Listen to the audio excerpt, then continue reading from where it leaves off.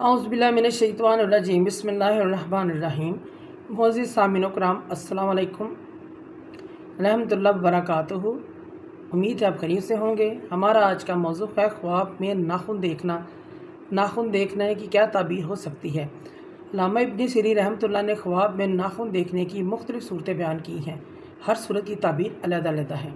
ख्वाब में नाखून लंबे देखना तंग दस्ती, तकलीफ़, बीमारी की अलामत है। ख्वाब में नाखून का काटना, उतारना बीमारी, तंग दस्ती, तकलीफ़ में निजात पाने और दौलत मिलने की अलामत होता है।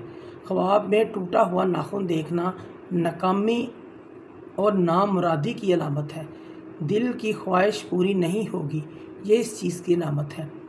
ख्वाब में नाखून से दाढ़ी संवारना अपनी बीवी को बीमार देखने की अलामत है। सदका खैरात करना चाहिए। ख्वाब में नाखून स्याह और नीले रंग के देखना मुसीबत में फंस जाने की अलामत है। इस शख्स पर ज़रूर कोई मुसीबत आएगी। ख्वाब में नाखून गिरना फिर दोबारा उग जाना ख्वाब में साबे ख्वाब का काम अच्छा होने, बहुत सारा माल मिलने की अलामत है। ख्वाब में नाखून लंबे लंबे देखना, इसकी ताबीर बिल्कुल अच्छी नहीं है, बुरी ताबीर है, सदका करें। अगर ख्वाब में देखें कि नाखून जड़ से कटे हैं, तब्दील हो गए हैं, इस बात की तरफ इशारा है मुसीबत परेशानी आएगी, इसके कामों में रुकावट पैदा होगी, इस चीज़ की अलामत है।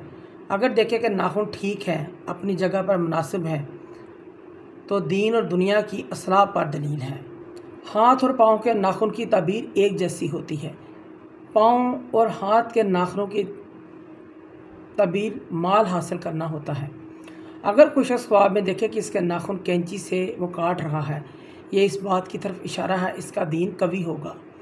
और अगर देखे कि इसके नाखून टूटे हैं, इस बात की तरफ इशारा है वो माल हासिल नहीं कर सकेगा।